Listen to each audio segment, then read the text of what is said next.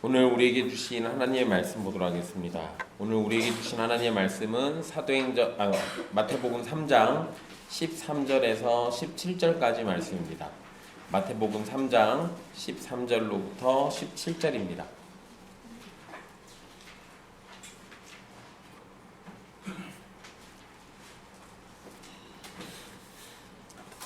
귀하신 하나님의 말씀 받들어서 읽도록 하겠습니다. 이때 예수께서 갈릴리로부터 요단강에 이르러 요한에게 세례를 받으려 하시니 요한이 말려 이르되 내가 당신에게서 세례를 받아야 할 터인데 당신이 내게로 오시나이까. 예수께서 대답하여 이르시되 이제 허락하라. 우리가 이와 같이 하여 모든 의를 이루는 것이 합당하니라 하시니 이에 요한이 허락하는지라.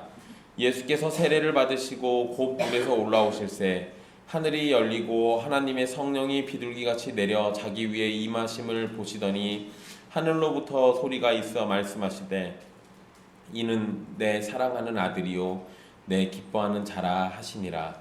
아멘. 이 말씀은 살아계신 하나님의 말씀입니다.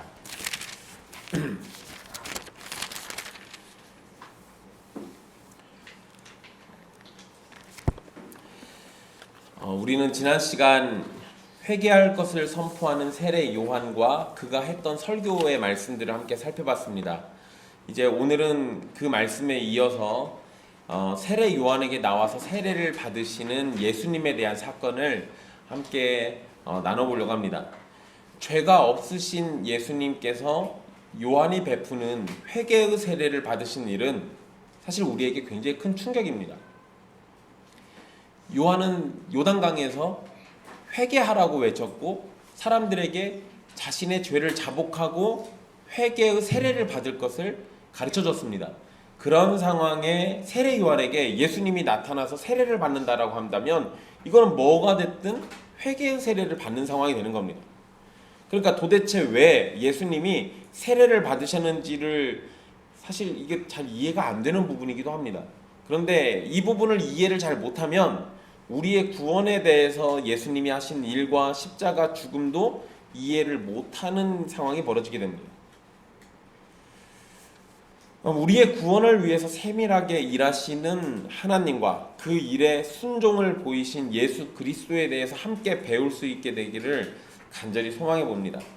오늘 말씀을 한 구절씩 보도록 할게요. 먼저 13절에 보시면 이때라는 표현으로 세례 요한이 광야에서 회개를 선포하던 바로 그때라는 걸 알려줍니다. 그러니까 여기에서의 이때는 시간의 이때를 알려주는 거죠. 재미나게도 여러분 3장 1절에 그때라고 할 때 그거는 그 시간은 동시간이 아니라고 말씀드렸어요. 그런데 이제 13절에서 이때는 동시간대를 얘기하는 겁니다. 세례 요한은 자기 뒤로 오시는 메시아에 대해서 강력한 존재라는 것을 3장 11절, 12절에서 언급을 했습니다.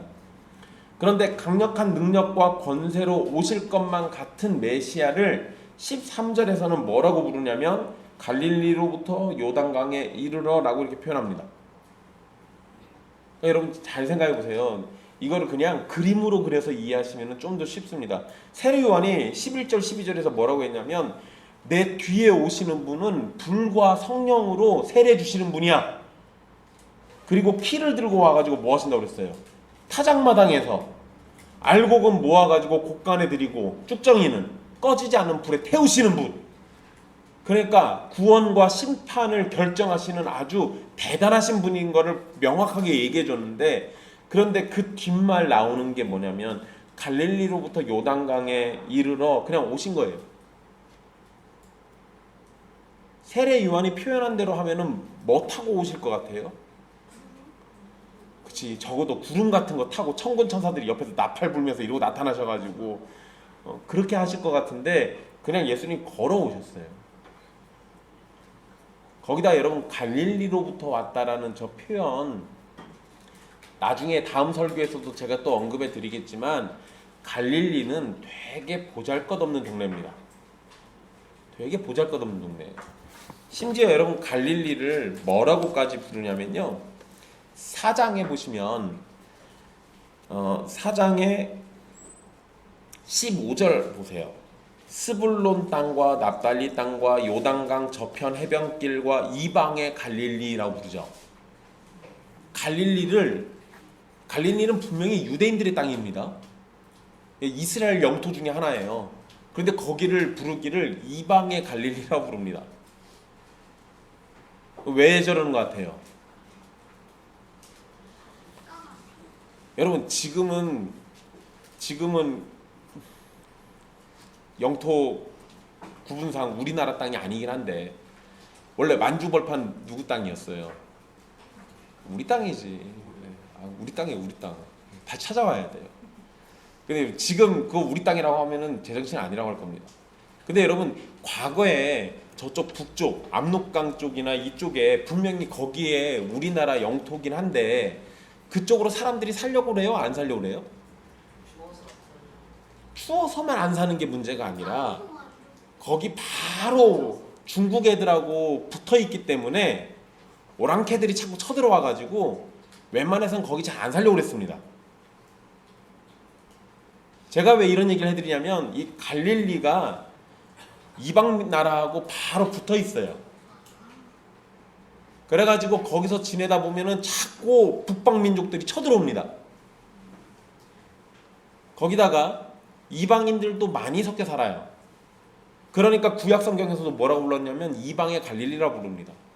제가 이 얘기를 왜 드리냐면 예수님은 갈릴리 지역에서 활동하세요. 또 갈릴리 지역에 있는 나사렛 출신 사람이에요. 이스라엘 사람들은 갈릴리를 되게 하찮게 여깁니다. 되게 보잘것없는 동네예요. 그런데 예수님의 출현이 뭘로 나오냐면 갈릴리로부터 그냥 요단강에 이르러 오신 거예요. 그냥 예루살렘과 같은 큰 성에서부터 오신 게 아니라 작은 마을 갈릴리로부터 오셨습니다. 예수님의 등장은 강력한 힘을 가진 다윗과 같은 왕을 기다리던 유대인들에게는 충격을 준 겁니다. 이게 사실 굉장히 큰 충격이에요. 말도 안 되는 소리를 하고 있는 거거든요. 보잘것없는 존재가 갑자기 나타나가지고 메시아라고 하니까. 유대인들은 이 당시에 메시아는 로마 제국을 몰아내고 이스라엘을 강력한 힘으로 다시 세워줄 왕을 기다렸습니다. 메시아가 오면 이렇게 해줄 거라고 생각하고 있었어요. 그런데 실제로 오신 메시아는 그저 작은 마을 갈릴리 출신의 평범해 보이는 사람입니다. 거기다 여러분 이사야 말씀을 갖다가 생각해 보면 예수님의 겉모양은 흠모할 것이 없다고 그러잖아요. 그러니까 사람들이 보기에 좋아 보이는 게 하나도 없는 분이에요. 출신도 갈릴리. 그러니까 이 상황만 놓고 보면 예수님은 메시아가 아닌 게 분명해져요. 그러니까 이 당시 유대인들의 개념으로 놓고 봤을 때는 예수님은 메시아일 리가 없어요. 그런데 예수님이 이렇게 하신 이유들이 있는 겁니다. 그 얘기는 이제 4장 뒷부분에 아까 우리 읽었던 15절 말씀을 주의하면서 그때 좀 더 자세히 얘기해 드릴게요. 거기다가 여러분 사실 더 충격인 건 뭐 어디서 오냐보다 더 충격인 건요. 성령과 불로 세례를 베푸실 거라고 분명히 요한이 얘기했잖아요. 그러면 이분 나타나셔가지고 요한처럼 깨작깨작 물로 주는 게 아니라 하늘에서 성령의 불이 확 내려와가지고 세례를 주실 줄 알았는데 그분이 오셔가지고 제일 먼저 한 게 뭐냐면 요한에게 세례를 받는 거였어요. 그러니까 또 충격이죠. 그러니까 여러분 지금 이건 사실 우리한테 충격인 거예요. 이때 이 장면에 여기 있었던 사람들은 하나도 충격이 아닙니다. 왜냐하면 이 사람들은 이 예수라는 사람이 메시아인 줄 아무도 몰랐거든요. 물론 여러분 예수님이 세례 받으시기 전까지 요한도 예수님이 메시아인 줄 몰랐습니다. 이 부분을 잘 이해하셔야 돼요. 여러분 이거 마태복음이 오해하기 정말 쉽게 써놨어요. 심지어 제가 이것 때문에요. 이 부분 주의할 때 제가 주석을 거의 30권을 봤는데 30권 중에서 28권이 다 이거 예수님을 메시아인 줄 알았다라고 써놨어요. 그러니까 대다수의 학자들도 그냥 마태복음만 놓고 생각해 본 건데 그러니까 세례 요한은 예수님이 메시아인 줄 알고 있었다라고 본 거예요. 그런데 그거 아니에요. 예수님인지 몰랐습니다. 일단 마태복음만 놓고 생각해보면 요한은 예수님이 메시아이신 걸 알았던 것처럼 보여요. 그런데 아까 제가 말씀드린 것처럼 요한복음하고 연결해서 보면 요한도 예수님이 세례를 받으시기 전까지 메시아라는 사실을 정확하게 알지 못했습니다. 그래서 자신에게 세례를 받으러 오시는 예수님을 보고 세례 요한은 자기에게 오는 것을 막으려고 했어요. 근데 여러분 이제 여기서 14절 말씀에 요한이 말렸다라고 돼 있어요. 그리고 이렇게 얘기하죠. 내가 당신에게 세례를 받아야 하는데 당신이 왜 나한테 세례 받으러 오셨습니까? 이렇게 말하잖아요. 이 구절 때문에 사람들이 에이 요한은 예수님이 메시아인 거 알고 있었네 라고 생각하는 거예요. 근데 이게 그렇지 않다라는 거 일단 설명해 드릴게요. 일단 14절에서 이 말려라고 번역되어 있는 표현 이거 강력하게 맞다라는 의미가 있습니다. 그러니까 한두 번 말린 게 아니에요. 세례 요한은 정말 거절을 아주 단단히 한 거예요. 근데 직전 상황을 놓고 생각해 보면 세례 요한에게 유대 지도자들인 바리새인하고 사두개인들이 왔을 땐 뭐라고 했습니까? 말렸어요? 그러지 않았어요. 욕했죠. 독사의 자식들이라고 욕까지 했습니다. 그리고 그들이 자신에게 왔을 때 그들을 책망했습니다.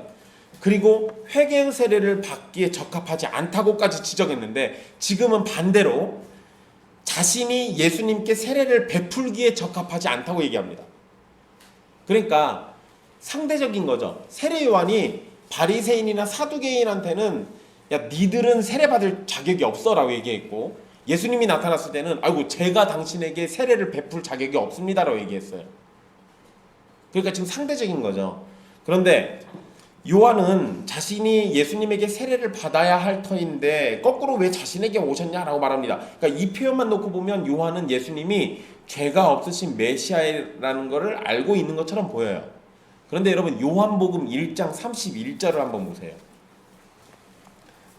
여기를 잘 이해하시면 아주 간단해집니다. 요한복음 1장 31절이에요. 요한복음 1장 31절. 그 앞뒤 문맥을 잘 보셔야 합니다. 앞뒤 문맥. 일단 29절부터 이해를 해보세요. 이튿날 요한이 예수께서 자기에게 나오심을 보고 이르되 보라 세상죄를 지고 가는 하나님의 어린 양이다. 자 지금 세례 요한이 예수님 보고 뭐라고 불렀어요? 하나님의 어린 양 이렇게 얘기했어요. 자 이 얘기는 세례 요한이 지금 예수님이 메시아인 걸 알아요 몰라요? 아니까 이런 얘기 한 거예요. 그죠? 그런데 30절 잘 보세요. 내가 전에 말하기를 내 뒤에 오는 사람이 있는데 나보다 앞선 것은 그가 나보다 먼저 계심이라 하는 것이 이 사람을 가리킴이라. 그러니까 지금 여기서 이 말도 세례 요한은 지금 예수님이 메시아라는 걸 알았다는 얘기예요. 그런데 31절을 보세요. 나도 그를 알지 못하였으나 라고 얘기하죠. 이게 뭔 소리예요? 그죠? 나는 메시아가 이런 존재라는 건 알고 있었는데 그런데 이분이 메시아인지 몰랐다는 얘기예요. 그리고 또 그 말 뒤에 잘 보세요. 내가 와서 물로 세례를 베푸는 것은 그를 이스라엘에 나타내려 함이라 하니라. 그러니까 내가 지금 물로 세례를 베푸는 거는 이게 자기를 드러내려고 했던 게 아니라 예수님 메시아를 드러내려고 한 행동이었다는 거예요. 그리고 또 그 뒤에 보세요. 32절에 요한이 또 증언하여 이르되 내가 보매 성령이 비둘기같이 하늘로부터 내려와서 그 위에 머물렀더라. 그러니까 자기가 봤대요. 성령님이 비둘기같이 예수님의 위에 머무는 걸 본 거예요. 그리고 나서 33절 보세요. 나도 그를 알지 못했으나 또 그러죠. 진짜 몰랐단 얘기예요. 그리고는 뭐라고 하냐. 나를 보내서 물로 세례를 베풀라 하신 그분이 이게 누구예요? 자기를 보내서 물로 세례 베풀라고 하신 분이 누구겠어요? 이거는 하나님이죠. 그러니까 아마도 성령 하나님일 가능성이 높아요. 어쨌든 예수님은 아니에요. 그럼 성부 아니면 성령님이시죠. 근데 어쨌든 그 하나님이 나에게 말씀하실 때 뭐라고 했냐면 성령이 내려서 누구 위에든지 머무는 것을 보거든 그가 곧 성령으로 세례를 베푸는 이인 줄을 알라 하셨기에 내가 보고 그가 하나님의 아들이심을 증언하였노라 이렇게 얘기해요. 자 이제 이렇게 놓고 보면 요한복음 말씀대로 놓고 보면 세례 요한은 세례 주기 전까지 예수님이 메시아라는 걸 몰랐어요. 전혀 모르고 있다가 세례 주면서 성령님이 임하는 걸 보고 그때 알은 거예요. 아 이분이 내가 얘기했던 그분이구나 라고 이렇게 알은 거예요. 자 이제 그러면 그러면 왜 요한은 자신이 예수님에게 세례를 받아야 한다고 말하면서 세례 주기를 거부했을까? 요것도 생각해 봐야죠. 왜? 왜 이랬을까요? 왜? 예수님이라는 거 알아서? 자, 일단 여러분, 일단 잘 보세요. 요한이 내가 세례 받아야 한다라고 말하는 거 보면 요한도 자기 자신이 뭐가 필요한 존재인 걸 알아요. 자기도 회개해야 하는 거예요. 내가 세례 받아야 합니다. 내가 당신에게 세례 받아야 합니다라고 얘기했잖아요. 그 얘기는 요한은 자기 스스로가 나는 회개가 필요한 죄인이라는 사실을 알고 있는 거예요. 그리고 요한 자신도 회개의 세례가 필요한 사람이라는 인식이 분명히 있었는데, 그런 요한이 어떻게 예수라는 이 사람은 회개의 세례가 필요하지 않다라고 말하는지, 이게 지금 이 마태복음 말씀 가지고는 정확하게 안 나와요. 그죠? 그러니까 회개의 세례를 주던 요한이 예수님에게는 주려고 안 했어요. 거꾸로 내가 받아야 합니다 이렇게 얘기했다고요. 그러니까 오히려 이 얘기는 뭐예요? 예수님이 메시아인 건 모르겠지만 당신한테서 내가 회개의 세례를 받아야 할 상황입니다. 지금 이렇게 얘기하고 있는 거죠. 그러면 나보다 당신이 더 선하고 의로우신 분이라는 걸 알고 있는 거예요. 그러죠? 여러분, 사실 요한은 예수님의 정체가 정확하게 뭔지 모르는 겁니다. 물론 여러분, 요한하고 예수님은 무슨 사이인지 알고 계십니까? 육촌지간이에요. 요한의 어머니 엘리사벳하고 예수님의 어머니인 마리아가 사촌이에요. 그러니까 이 두 사람은 친척지간이란 얘기죠. 친척이에요. 어릴 때 많이 봤겠지. 크면서도 많이 봤을 겁니다. 심지어 여러분, 마리아가 잉태했을 때 누구를 찾아갔었어요? 엘리사벳 찾아갔었어요. 그러잖아요. 그러니까 엘리사벳도 마리아가 오는데 엘리사벳의 뱃속에 있었던 요한이 마리아와 마리아 뱃속에 있는 아기를 보고 어떻게 해요? 얘가 기뻐 뛰어타오잖아요. 그러니까 요한이 그때는 알았던 거예요. 깐난 아기들은 다 압니다. 크니까 다 잊어버린 거예요. 그러니까 여러분, 제가 지금 상황으로만 놓고 보면요, 이런 거예요. 요한은 예수님과 함께 어렸을 때 자랐어요. 자라면서 자기가 봤을 거 아니에요. 여러분들도 사촌이든 육촌이든 어렸을 때부터 봐온 사람들이 있잖아요. 명절에 한 번씩 보더라도. 그러면 어쩌다 한 번 봐도 걔가 성품이 어떤지 알죠. 성격이 어떤 애인지도 알아요. 그러잖아요. 또 부모님한테 들리는 얘기도 있잖아요. 그러니까 세례 요한은 어려서부터 같이 자랐을 가능성이 높고, 자라면서도 계속 예수님이 어떤 존재인지를 봐왔단 말이에요. 이것만 놓고 봤을 때 예수님의 평소 모습이 회개할 죄를 짓지 않았다라는 것을 세례 요한은 살면서 이미 알고 있었던 거예요. 이해가 되십니까? 그러니까 여러분, 예수님이 성경에서는요, 누가복음의 어린 시절 얘기가 잠깐 나옵니다. 그런데 그거 말고는 다 예수님이 30살 이후에 활동하신 내용만 나와요. 그런데 세례 요한의 증언을 놓고 보면 예수님은 아주 어렸을 때부터 죄를 짓지 않는 삶을 사셨다라는 거예요. 그러니까 세례 요한이 이렇게 얘기한 겁니다. 확실한 것은 요한의 모습이 단지 심판과 회개만을 외치고 있는 게 아니에요. 자신보다 더 경건한 사람 앞에서는 겸손한 태도를 보이고 있다는 거예요.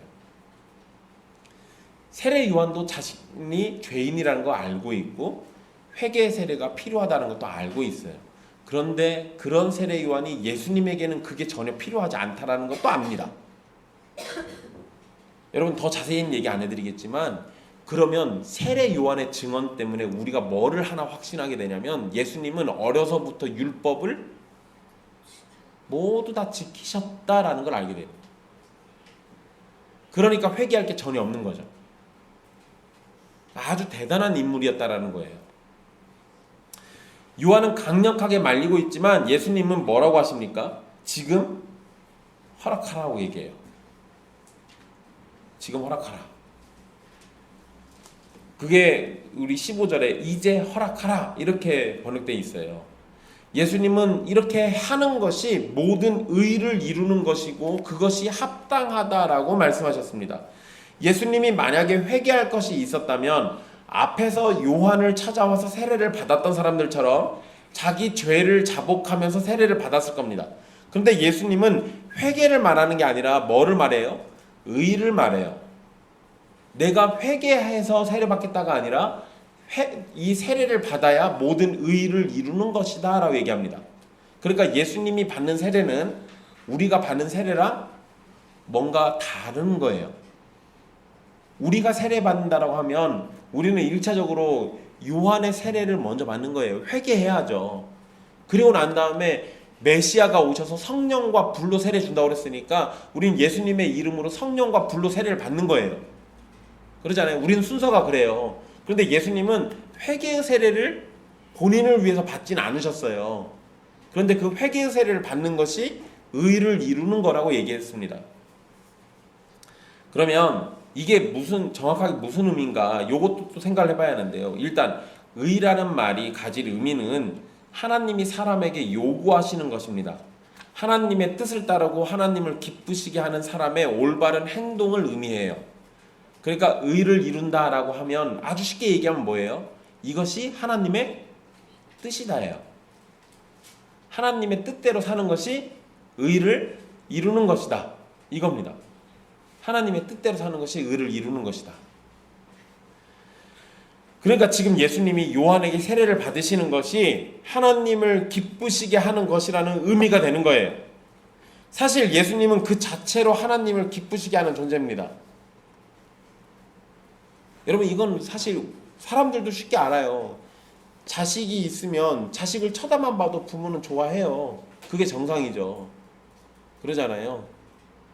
물론 여러분들이 살면서 겪은 자녀와의 관계 때문에 그 왜곡된 자녀의 관계를 여기다 투영하지 마세요. 쳐다보면서 이거 저런 왼수가 어디서 튀어나왔을까 이런 거 그거를 여기다 적용하지 마시고 하나님과 예수님의 관계를 놓고 보면요.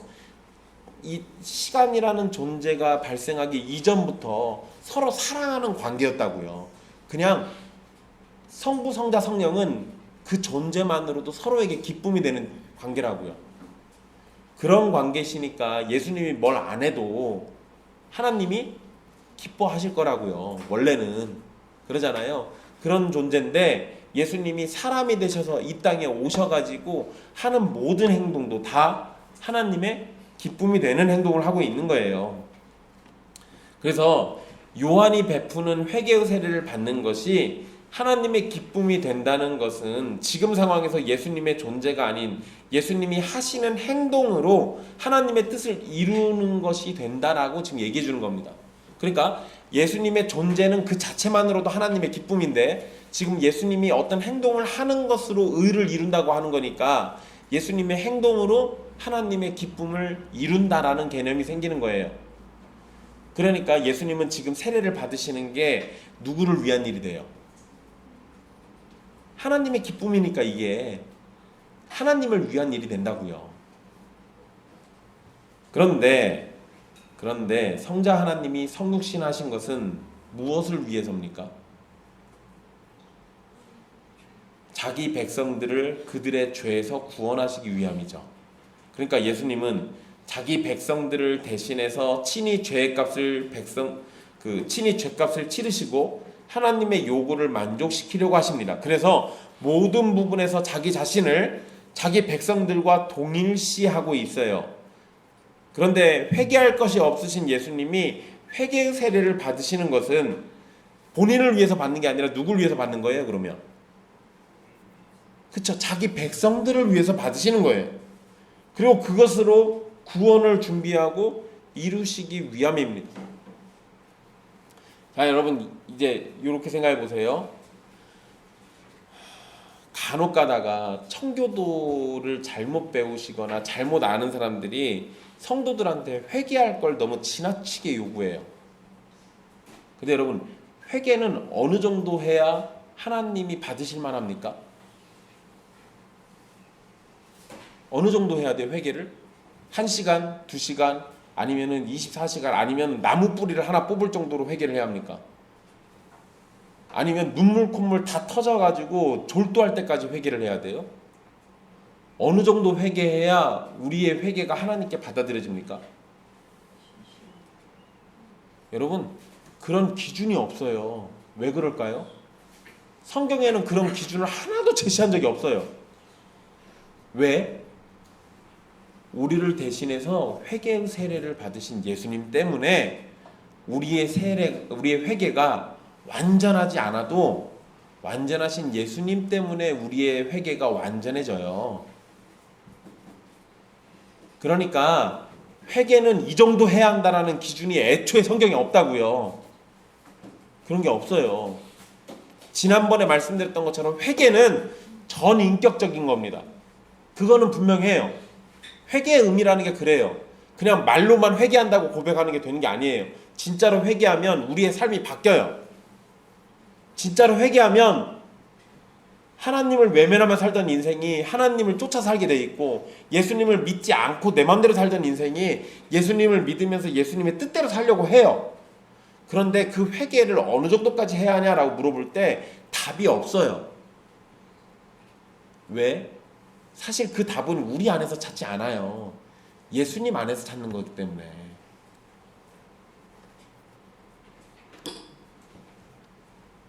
그러니까 자기 백성들을 대신해서 지금 이 회개의 세례를 받으시는 것 때문에 우리의 회개가 좀 모자라 보여도 하나님은 우리의 회개를 받아주신다고요.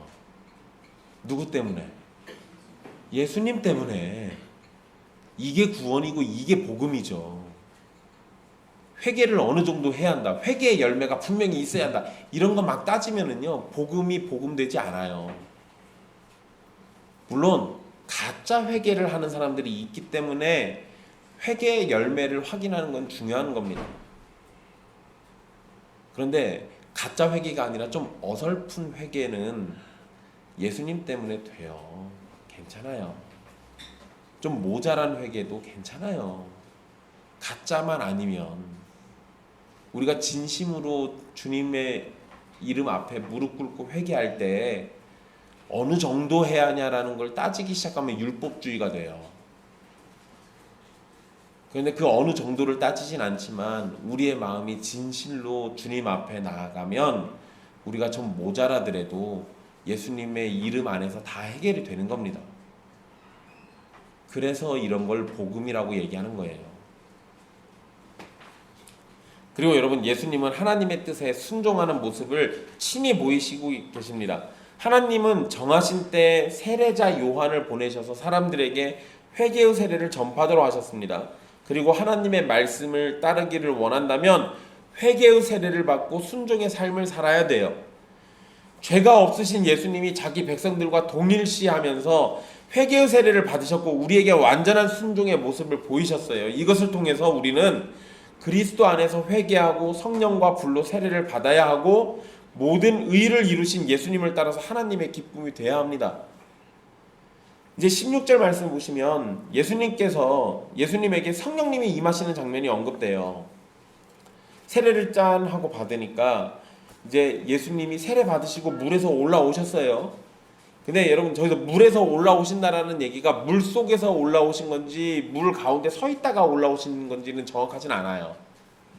그러니까 물에서 올라왔다 저 구절 가지고 그러니까 침례가 맞다라고 주장하시는 침례교가 있긴 한데, 저거는 원문상 물 속에서 나온 것인지 물 가운데 서 있다 나온 것인지는 정확하지가 않습니다. 어쨌든 세례를 받은 건 맞아요. 세례든 침례든 하여간에 물로 뭘 하신 게 맞아요. 그런데 요 가운데서 나오니까 성령님이 임하셨죠. 자, 이제 이 장면에서 성령님이 임하시니까 사람들은 이거 가지고 예수님에게 처음으로 성령님이 임하셨다라고 생각합니다. 근데 그건 아니에요. 오해하시면 안 돼요. 예수님은 처음부터 잉태되실 때도 성령으로 잉태되셨죠. 그리고 16절에서 성령이 임하신 이 사건은 예수님의 사역이 이제 시작되는 것을 알리는 공적인 기름 부음으로 이해할 수 있는 거지, 생전 처음으로 세례 받으셨다고 얘기하면 안 됩니다. 그리고 요한복음에 아까 우리 읽었던 말씀에 하나님이 요한한테 뭐라고 그랬어요? 성령이 임하는 사람이 성령과 불로 세례 베푸는 바로 그분이다 라고 얘기해 줬잖아요. 그러니까 이거는 이 사건이 필요한 거예요. 그래서 예수님이 하나님의 아들이시자 성령과 불로 세례 베푸시는 분이라는 증거로 성령이 지금 그 상황에서 임하신 겁니다. 여러분, 이 예수님이 물에서 나오시는 그 상황에 하늘이 열리게 되는 상황이 벌어집니다. 하늘이 열렸다라는 저 말이 사실은 우리가 직접 본 게 아니기 때문에 도대체 어떻게 열린 건지 몰라요. 근데 어쨌든 하늘이 열렸대요. 근데 여러분, 열리고라고 번역한 표현이 수동태예요. 거기에 주어가 이게 하나님이에요. 그러면 신적 수동태라고 하죠, 이런 걸. 그러면 주체가 누구예요? 하나님. 그러니까 하나님께서 하늘을 여신 거예요. 어떻게 열었는지는 나중에 처음 가서 확인해 봅시다. 이게 막 그 영화 같은 거에 보면은 막 이렇게 하늘이 딱 줄로 쪼개지고 막 가운데서 무슨 괴물 같은 거 막 나오잖아요. 그런 식으로 쪼개진 건지 어떤 건지는 사실 정확히 모르겠어요. 근데 어쨌든 열렸다라는 표현이 있으니까 어떤 식으로든 열린 겁니다. 근데 여러분, 이 장면에서 삼위일체 하나님이 모두 등장하시죠. 성자이신 예수님은 세례를 받으시고 물에서 나오셨고, 성부 하나님은 하늘을 열고 계셨고요, 성령 하나님은 비둘기같이 예수님 위에 임하셨습니다.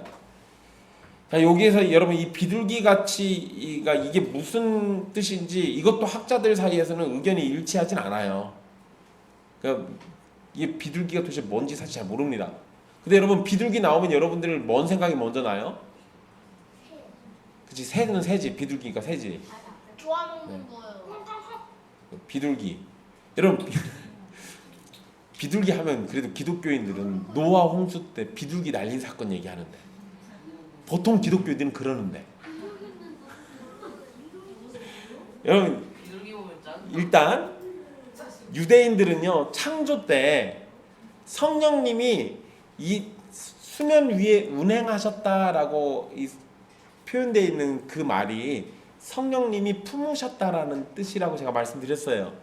그런데 그 품으셨다라고 할 때 그 의미가 비둘기가, 그러니까 새가, 어미새가 새끼를 이렇게 품는 것을 사용할 때 쓰는 단어예요.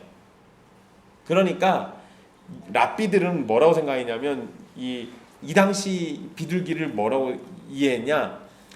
그 성령님께서 이 땅을 이렇게 품으실 때 새 형상으로 이렇게 품으시는 것처럼 그렇게 품으시는 개념, 그걸로 얘기를 했습니다. 그러니까 이것과 연결하면 비둘기라는 상징은 새로운 창조를 의미해요. 창조하실 때 성령님이 그러셨으니까 그거와 연결하면, 그리고 노아 홍수 사건 때 노아가 비둘기를 날렸을 때 다시 돌아온 것과 연관해서 생각해 보면 비둘기같이 성령님이 임하신 것은 약속을 따라서 임하신 거잖아요. 요엘서 말씀 같은 데서 보면 말세가 되면 성령님이 임하신다고 했잖아요. 그러니까 약속대로 성령님이 오신 거니까, 이러면 이건 심판이 아니라 새로운 나라와 새로운 시대를 시작한다라는 의미로 이해할 수 있습니다. 사실 둘 다 가능해요. 이 상황에서는 뭐가 됐든.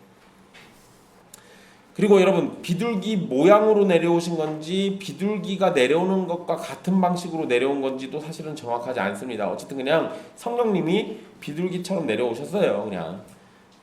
그런데 아까 말씀드린 것처럼 이 상황에선 삼위일체 되시는 하나님이 모두 등장하고 있다. 그리고 구원의 역사가 시작하는 바로 그 순간 삼위일체 하나님이 함께 등장하시면서 그 일을 시작하고 있다. 요거를 우리가 주의 깊게 보셔야 돼요. 그러니까 하나님의 나라가 임하시는 이 상황에 하나님이 가만히 쳐다만 보고 계셨던 게 아니라 적극적으로 일하고 계셨다라는 거예요. 자, 이제 17절 말씀을 보시면 하늘에서 들린 소리가 기록되어 있습니다. 하늘로부터 무슨 소리가 난 거예요. 하늘문이 열렸으니까. 근데 이것은 하늘을 여신 하나님의 음성이 분명한데, 하나님께서 선지자를 통해서 말씀을 전하시던 것이요, 세례 요한 이전에 약 400년 정도 제가 없다고 말씀드렸죠. 그런데 요한을 먼저 보내셔서 하나님의 뜻을 전하신 하나님께서 이제는 본인이 친히 침묵을 깨시고 사람들에게 외치고 있는 거예요. 그리고 하나님은 방금 세례를 받고 올라오면서 성령이 비둘기같이 임하신 예수님을 향해서 이는 내 사랑하는 아들이요 내 기뻐하는 자라 라고 말씀하셨습니다. 자, 여러분 여기서 내 사랑하는 아들이라고 말하면 이건 뭐가 갑자기 생각이 나야 해요. 내 사랑하는 아들. 물론 여러분들이 유대인이 아니고 여러분들이 구약 성경을 다 외우고 있는 게 아니니까 바로 생각이 안 나셔도 괜찮습니다. 이건 시편 2편의 말씀이에요. 시편 2편 7절에 너는 내 아들이라 라는 표현이 나와요.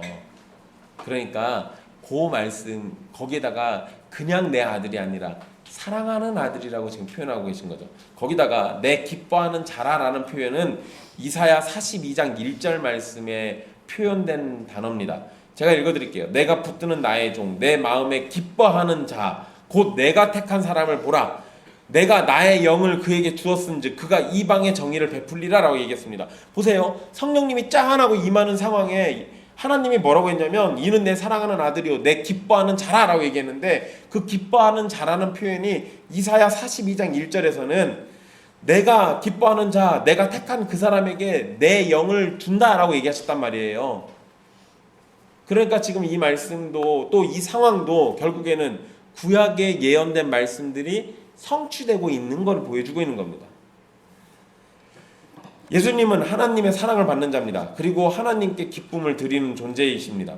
하나님은 예수님을 다른 사람들과 구별되게 아주 특별한 아들이라는 것을 전하신 거고요. 그 자리에 있던 모든 사람들은 하나님의 음성을 들으면서 예수님이 약속된 메시아이시고 세례 요한이 광야에서 말하던 성령과 불로 세례를 베푸실 분이라는 것을 확인시켜 주신 겁니다. 네, 여러분 제가 여기에서 정말 감동받고 은혜 받은 건 뭐냐면요. 예수님이 본인 스스로가 하나님의 아들이라고 주장하면서 시작하지 않았다는 거예요. 하늘에서 예수님이 어떤 존재이신지를 선포하면서 예수님의 사역이 시작됐습니다. 너무 감사한 거 아니에요? 예수님은 자기 입으로 자기 존재를 막 드러내면서 시작하시지 않았어요. 물론 간혹 가다가 사람들한테 내가 그다라고 이렇게 표현하는 경우들이 있습니다. 근데 그거는 못 알아들으니까 알게 해주시려고 그런 거고 이런 역사적인 사건들 속에서는요 예수님이 먼저 자기 얘기를 하지 않아요. 그러니까 다른 존재들 하나님이나 다른 존재들에 의해서 이게 자꾸 표현됩니다. 더욱이 감사한 건요 예수님이 하나님의 아들이라는 선언이 지금 있는 거잖아요. 그러잖아요. 근데 제가 이 부분이 너무너무 감사했어요.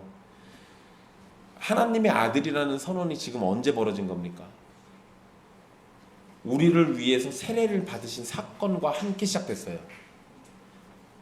예수님이 대단한 능력을 보이시면서 하나님의 아들이심을 증거할 수도 있었을 겁니다.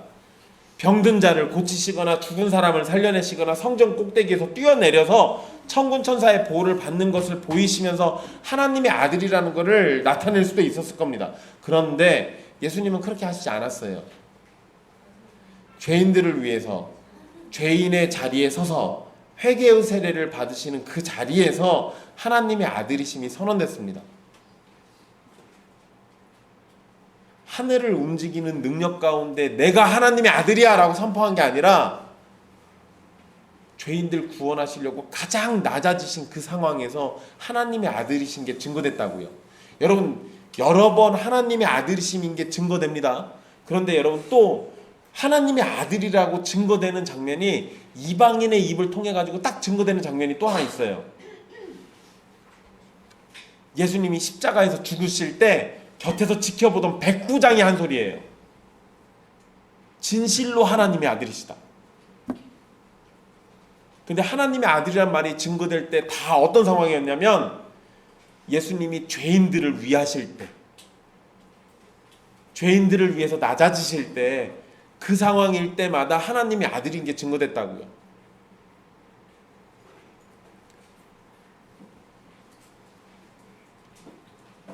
예수님은 자기 자신을 위해서 능력을 행사하시면서 하나님의 아들이라고 말씀하시지 않았습니다.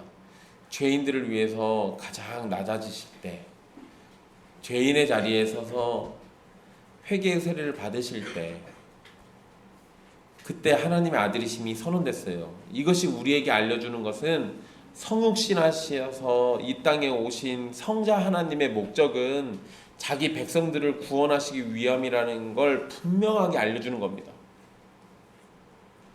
물론 여러분 궁극적으로는 죄인들의 구원은 하나님의 영광을 향하게 되어 있습니다. 그런데 예수님은 하나님의 아들이심을 드러내실 때 죄인과 동일한 위치로 낮아지셨어요.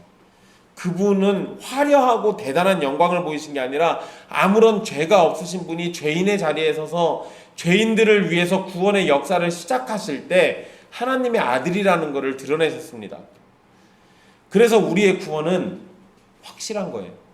그래서 하나님 아버지도 예수님도 성령님도 죄인을 위해서 구원의 역사를 본격적으로 시작하는 바로 그 자리에서 삼위일체 하나님이 함께 움직이셨고 일하셨습니다.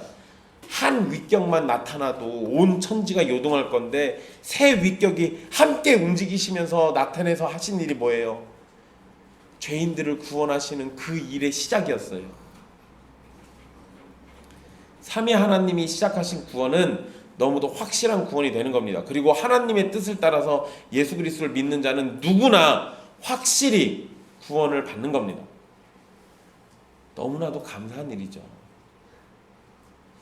요한은 예수님이 메시아이시라는 걸 몰랐다라고 말씀드렸습니다. 그러니까 메시아인지 몰랐으니까 성자 하나님이라는 사실은 더더군다나 몰랐을 거 아니에요. 그러잖아요. 그런데 그가 예수님 앞에서 겸손했었어요. 자신이 예수님보다 부족하고 모자란 존재라는 걸 분명히 알고 있었습니다. 그리고 자신도 뭐가 필요하다? 회개의 세례가 필요하다는 사실도 분명히 알고 있었습니다. 사람 앞에서 겸손했던 요한이라면요, 예수님이 하나님의 아들이심을 알게 되었을 때는 더욱 겸손히 그 앞에 행했을 겁니다. 그게 당연한 거죠. 그래서 여러분 요한복음을 잘 보시면요, 세례 요한의 제자들이 예수님에게 가도 세례 요한이 뭐라고 안 해요. 당연한 거거든요. 나는 쇠해야 하고 그는 흥해야 하기 때문에 당연한 거니까 자기가 제자들을 잃는 상황이 돼도 전혀 동요하지 않습니다.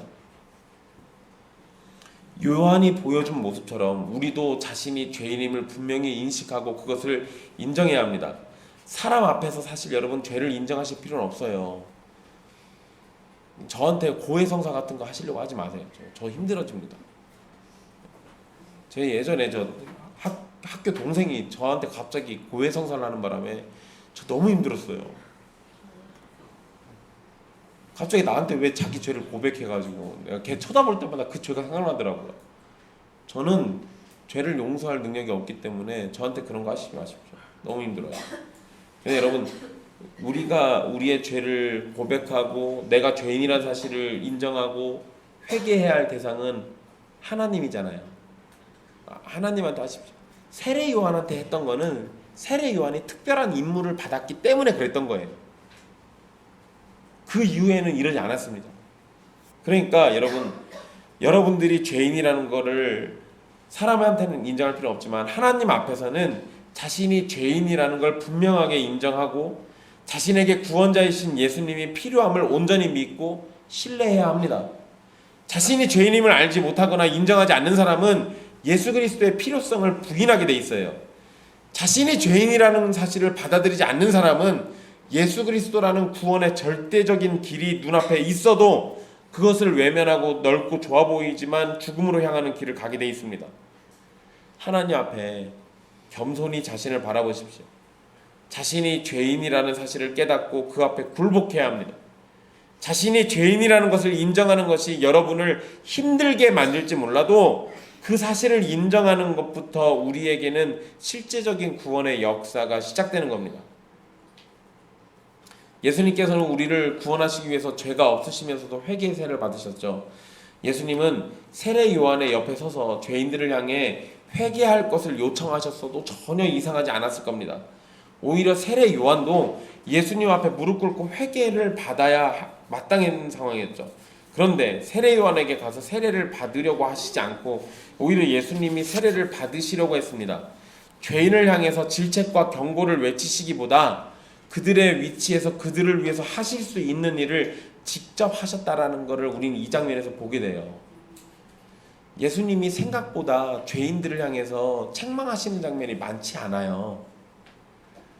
오히려 그들에게 너그럽게 회개하고 용서를 구할 걸 원하시죠. 우리를 구원하시기 위해서 우리와 자신을 동일시하면서 우리가 해야 할 모든 것을 온전히 이루셨고 우리가 하나님 앞에서 참되게 살 수 있는 길을 예비하신 분이 바로 예수님이십니다. 요한이 예수님 앞에서 겸손의 모습을 보인 것도 정말 대단한 건데요. 전혀 죄가 없으신 분이 죄인인 요한에게 세례를 받으시는 건 더욱 놀라운 일입니다. 그리고 그것이 하나님 아버지의 뜻을 이루기 위함이기 때문에 그 앞에 순종하신 것은 요한을 뛰어넘는 겸손을 보이신 거예요. 우리가 세례를 포함해서 하나님께 순종해야 하는 모든 부분에서 예수님은 완전한 순종을 하셨고 모든 의를 이루셔서 하나님의 뜻을 완전히 성취하셨습니다. 그래서 예수님을 믿으면 구원을 받는다는 복음의 말씀이 진리가 되게 하신 거예요.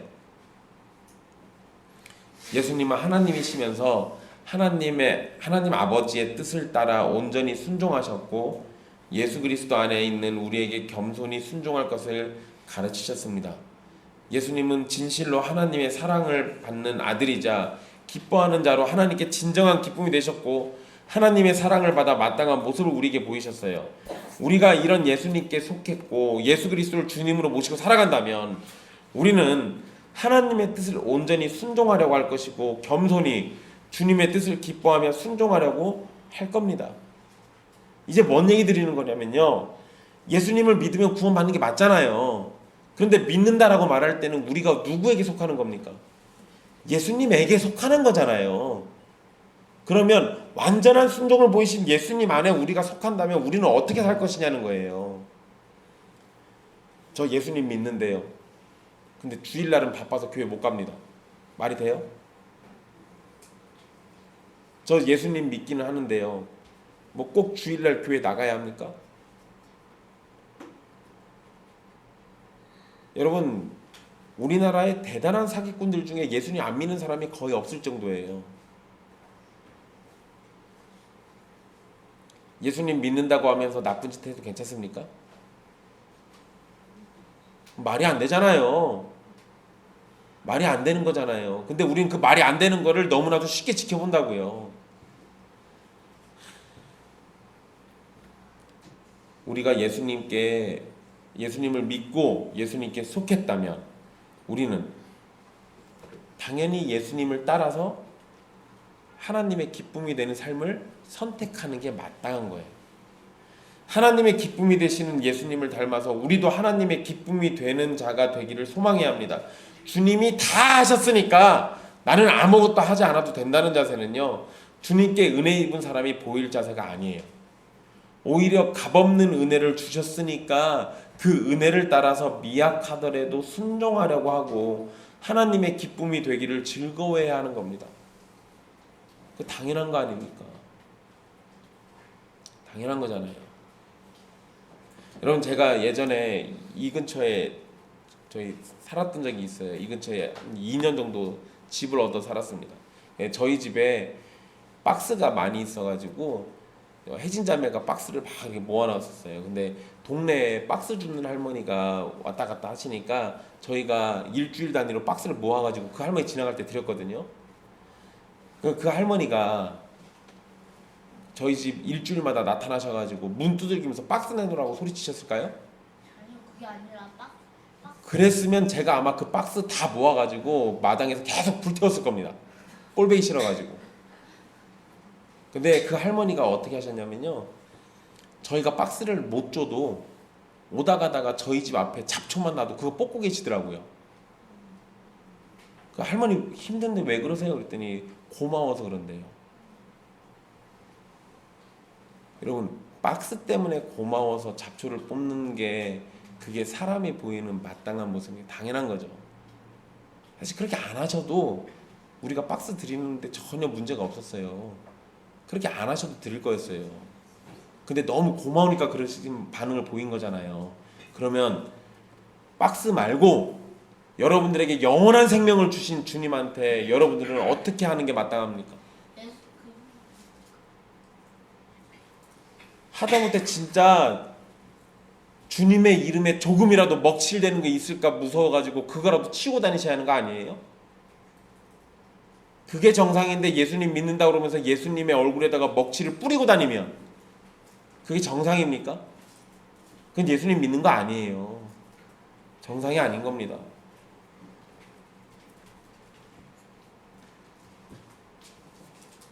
값없는 은혜 주셨으니까 그 은혜에 따라서 사는 것이 당연한 겁니다. 예수님의 세례 사건에서 예수님이 단순히 우리를 대신해서 세례를 받으신 것으로만 이해하고 끝내면 안 돼요. 앞에서 이야기해드린 것처럼 예수님이 하나님의 아들이심을 선언한 사건이 굉장히 중요한 겁니다. 우리의 구원자로 오신 분이 우리를 구원하시는 일 가운데 하나님의 아들이심이 드러났어요. 이거는 우리에게 너무나도 큰 복이자 위로입니다. 그런데 예수님의 세례는 원래 세례가 뭘 상징하죠? 세례는 죽음과 부활을 상징합니다. 물론 요한이 회개의 세례를 줄 때도 이런 의미들이 굉장히 강하게 나타나진 않아요. 그냥 그때는 회개한 거예요. 내가 내 죄, 내 지나간 과거를 반성하고 새롭게 주님 앞에 서겠습니다. 이런 정도예요. 그런데 그것도 지나간 나를 죽이고 새로운 나가 되어서 주님 앞에 서겠습니다. 부활과 죽음과 부활을 상징하죠. 세례라는 게 원래 죽음과 부활을 상징해요. 예수님이 물속에서 세례를 받으시면서 마치 죽은 사람처럼 있었고 물 위로 올라오시면서 부활한 사람처럼 보이신 겁니다. 후에 예수님은 실제로 십자가에서 죽으셨고 무덤에서 부활하시면서 세례 사건과 동일한 장면을 연출하시게 돼요. 그런데 여러분, 이러한 일은 예수 그리스도 안에서 죽고 부활을 경험하게 될 택한 백성들을 위한 것이기도 합니다. 우리가 예수님을 믿는다면 우리는 죄에 대해서 죽고 의에 대해서는 사는 존재가 됩니다. 우리가 예수님을 믿는다면 우리는 예수님과 함께 죽고 예수님과 함께 사는 겁니다. 이것을 의식으로 표현한 것이 세례예요. 결국 세례는 예수님의 죽으심과 부활하심을 보여주고 동시에 그리스도 안에서 구원받는 성도의 상태가 어떻게 변화하는지도 보여주는 겁니다. 또한 예수님께서 세례를 받으시고 물에서 올라오실 때 하늘에서 성령님이 임하셨죠. 분명 예수님의 세례는 자기 백성들과 하나 되신 사건인데 회개의 세례로 끝나지 않고 성령 세례를 준비하는 과정이기도 합니다. 그러니까 여러분, 회개를 하고 주님 앞에 나오면 뭐를 받는다라는 공식이 생겨요? 성령을 받는다라는 공식이 생겨요. 누구 때문에 그래요? 예수님이 이렇게 해놓으셔가지고 온다니까요. 그러니까 여러분, 구원받은 사람 중에 성령을 안 받는 사람은 단 한 명도 없는 거예요. 단 한 명도 없어요. 그러니까 이제 여기서 우리가 이런 걸 따질 수 있죠. 그러면 구원받는 사람들이 다 성령 받는다고 하면 뭐가 있어야 돼요? 성령의 열매가 있어야 돼요. 그러니까 회개의 증거가 있냐 없냐 요거를 따지는 거는 우리가 문제가 될지 몰라도 진짜 회개하고 참으로 성령 받으면 성령의 열매는 있어야 하는 거예요.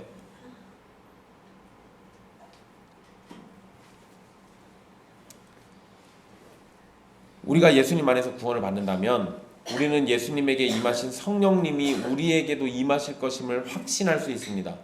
우리가 예수님의 명령을 따라서 성부와 성자와 성령의 이름으로 세례를 받는다면 우리는 성령님의 임재를 경험하면서 예수님의 제자된 삶을 살 수 있는 힘을 얻게 되는 겁니다. 우리가 구원을 받는 것도 하나님의 은혜고 성령으로 세례를 받는 것도 하나님의 은혜로 된 일이고 그 일을 위해서 예수님은 요한에게 세례를 받으셨던 겁니다. 사랑하는 형제와 자매 여러분, 우리가 구원받는 것은 순전히 하나님의 은혜로 되어진 일이 분명합니다. 우리의 구원을 위해서 예수님은 겸손히 낮아지셨고 하나님의 뜻을 온전히 이루시기 위해서 순종하셨습니다. 그렇게 하시지 않으셔도 되는 분이 우리의 구원을 위해서 모든 것을 이루셨어요. 여러분은 이런 예수님을 어떻게 대하십니까? 여러분은 예수님을 구세주와 주님으로 믿으십니까? 아니면 그저 훌륭한 인물이었다라고 생각합니까? 여러분은 예수님을 왕으로 모시고 계십니까? 아니면 그냥 그런 분으로만 대충 모시고 사는 겁니까? 여러분이 예수님을 왕으로 모시지 않으면 여러분은 예수님과 아무런 관련이 없는 사람이에요. 예수님을 믿으십시오. 여러분을 위한 구세주이시자 주님이시고 여러분의 영원한 왕이심을 믿으십시오. 예수님을 통하지 않고는 아무도 구원을 받을 수 없습니다. 예수님이 아니라면 여러분은 여러분의 죄로 인해서 끔찍한 지옥의 형벌을 받아야 할 겁니다. 이건 분명한 사실이고 결코 바꿀 수 없는 진리예요. 과학이 발전하고 문명이 높아져 간다고 해도 사람이 하나님 앞에서 죄인이면 심판을 받고 의인이면 구원을 받는다는 것은 절대 바뀌지 않습니다. 여러분, 지난주에요, 인공지능 AI가 설교한 교회가 있더라고요. 참 살다 이제 챗 GPT 때문에 제 자리를 위협받기 이럴 줄은 생각도 못했습니다. 여러분, 괜찮아요. 챗 GPT가 와서 복음만 설교한다 그러면 아니 뭐 비켜줄 수 있어요. 괜찮아요. 여러분, 나중에 하늘을 날아다니는 자동차가 우리 앞에 있고 우리 사람들이 신발로도 막 붕붕 하늘을 날아다니는 그런 시대가 와도요, 죄인이면 심판받고 의인이면 구원받는다는 건 결코 바뀌지 않습니다. 그리고 우리가 의인되는 길은 예수 그리스도 외에는 없다라는 것도 결코 바뀌지 않아요. 이미 믿으신 분들도 예수님을 더욱 굳세게 믿기를 소망합니다. 여러분의 구원을 위해서 하나도 빠짐없이 행하신 예수님을 따라서 하나님의 영광을 위해 살아가기를 소망하고 예수님과 동행하는 삶을 살면서 하늘의 복을 누리는 삶이 되기를 소망하십시오. 여러분이 많은 돈과 지위와 명예와 권세를 가지지 않는다 해도 예수 그리스도를 소유하시면 모든 것을 가진 것과 같습니다. 여러분을 위해서 하늘의 영광을 버리시고 이 땅에 오셔서 낮아지신 예수님을 소유한다면 썩어 없어질 것을 가진 것과 비교할 수 없는 영원한 보화를 가진 겁니다. 그러니 예수님 믿고 예수님을 소유하고 예수님 안에 살기를 간절히 소망하십시오. 그것이 우리에게 가장 최고의 길입니다. 기도하겠습니다.